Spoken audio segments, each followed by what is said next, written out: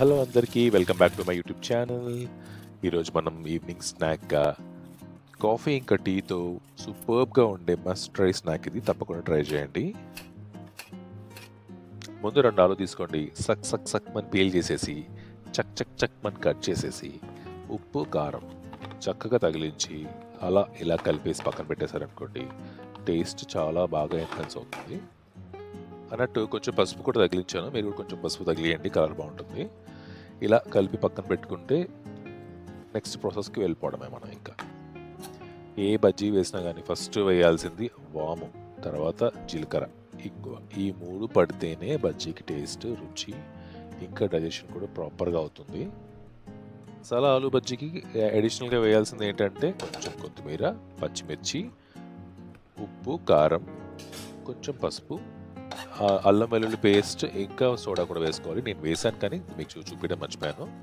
వేసి చక్కగా కలుపుకొని శనగపిండి ఉంటే శనగపిండి, బియ్యం పిండి ఉంటే బియ్యం పిండి, ఈ 2 పిండిలతోనే చేయాలి. వేరే నేను మైదా వేస్తాను, గోధుమ పిండి వేస్తానంటే మట్టికి బజ్జీలు పాడైపోతాయి.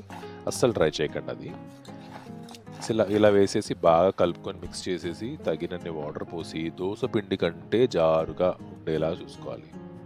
పిండిలో ఆలుగడ్డ ముంచి తీసినప్పుడు ఇలా జారుతూ ఉండాలి పిండి, అప్పుడే మీకు కరకరలాడుతూ వస్తాయి.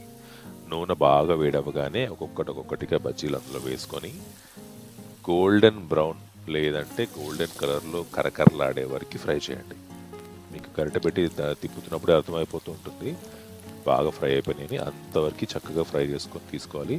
అండ్ ఒకేసారి ఎక్కువ బజ్జీలు కూడా వేసేయకండి, గుంపుగా మెత్తగా అయిపోతాయి. ఇలా బజ్జీలు నూనెలో డ్యాన్స్ వేస్తున్నప్పుడు ఎట్టి పరిస్థితుల్లోనూ ఫ్లేమ్ లోలో కానీ స్టవ్ ఆఫ్ చేయడం కానీ చేయకండి. బజ్జీలు ఆయిల్ లాగేస్తాయి బాగా.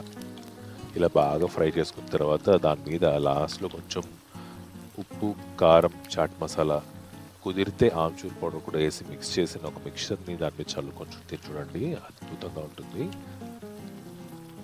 ఈ మధ్య చాలామంది ఫ్రూట్స్ ఇంకా ఆకుకూరలతో కూడా బజ్జీలు వేస్తున్నారు.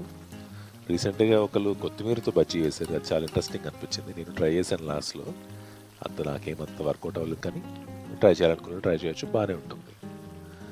ఇంకా మీలో ఎంతమంది మూవీస్ చూస్తూ స్నాక్స్ తినే అలవాటు ఉంది? రీసెంట్గా ఏ మూవీ చూసారో కూడా కమెంట్ చేయండి. మీకు నా వీడియోస్లో ఏం నచ్చుతుంది, ఏం నచ్చట్లేదో కమెంట్ చేయండి. అండ్ ఏమైనా సజెషన్స్ ఉంటే కూడా పోస్ట్ చేయండి, నేను ఖచ్చితంగా ఇంప్రూవ్ చేసుకుంటాను నెక్స్ట్ వీడియోస్లో. అలాగే మూవీస్ టాపిక్ మీకు ఇష్టమైతే చెప్పండి, నెక్స్ట్ టైం మూవీస్ కూడా డిస్కస్ చేద్దాము. ఏ మూవీస్ ఇష్టం, ఎలాంటి మూవీస్ నేను చూస్తాను, మీకు ఎలాంటి మూవీస్ ఇష్టమో కూడా డిస్కస్ చేద్దాము. దీనికి కాంబినేషన్గా డెడ్లీ ఒక కారం చెప్పనా ఎలా చేయాలో?